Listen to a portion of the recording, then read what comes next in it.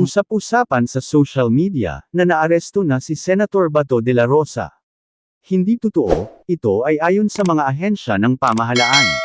Sa gitna ng mabilis na pagkalat ng mga ulat sa social media, nitong mga nakaraang araw, partikular na, mula sa mga kilalang taga-suporta ng grupong DDS, ay lumabas ang balitang di umano'y naaresto na si Senador Ronald Bato de la Rosa, at lihim na dinala na di umano agad ito sa The Hague sa Netherlands. Subalit, malinaw na itinanggi ito ng mga kinauukulang ahensya ng pamahalaan, at pinatunayang ito ay walang katotohanan. Ayon mismo kay DILG Secretary John Vic Remulla, sa isang pahayag, noong August 4, 2026, hanggang sa sandaling ito, hindi pa rin naaresto si Senator Bato.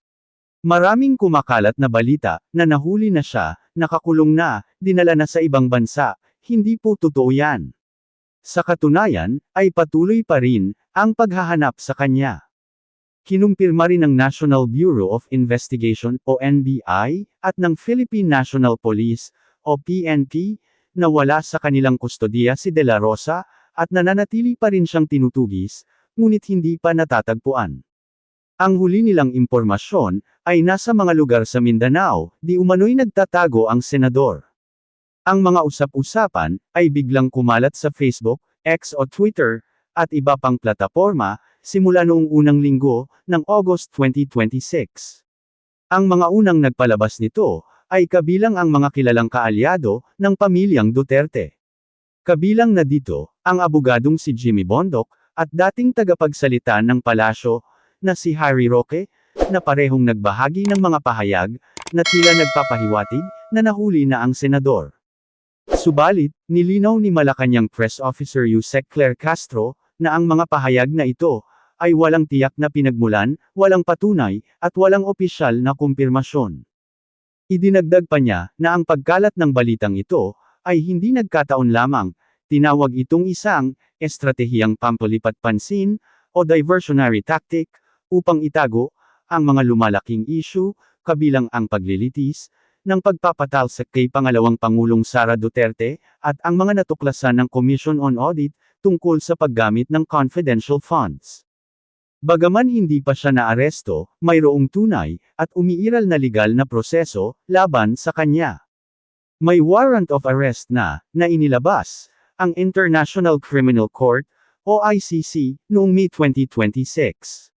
May kinalaman ito sa mga paratang na crimes against humanity, sa war on drugs, noong siya ay PNP chief, at DILG secretary pa.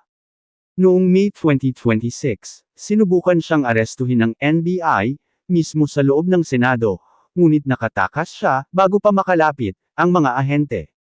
Mula noon, ay wala na silang alam sa tiyak na kinaroroonan nito. Matatandaang, hindi inaprobahan ng Korte Suprema ang kanyang kahilingan para sa pansamantalang utos na pumihil sa pagpapatupad ng warrant of arrest ng ICC. Hanggang sa kasalukuyan, ay patuloy na nagpapadala ng mga pangkat ang NBI at PNP sa iba't ibang bahagi ng bansa upang hanapin siya. Ngunit, hanggang ngayon, ay hindi pa siya natatagpuan. Binigyang diin pa ng mga awtoridad na sa panahon ng mabilis na pagkalat ng balita sa internet, mahalagang suriin muna ang pinagmulan bago maniwala o magbahagi. Ang mga balitang walang opisyal na kumpirmasyon, lalo na kapag lumalabas kasabay ng mga malalaking isyung pampulitika, ay maaaring sadyang ikinakalat upang ilihis ang atensyon ng taumbayan mula sa mga mahahalagang usapin. Ang katotohanan ay hindi kailangang magmadali, pahayag ni Secretary Remulla. Darating ang araw na makukuha rin natin siya. At kapag dumating ang araw na iyon, malalaman ito ng buong bansa nang walang pag-aalinlangan. Hanggang sa may opisyal na anunsyo ng mga kinauukulang ahensya, mananatiling usap-usapan lamang ang balitang naaresto na si Senador Bato de la Rosa.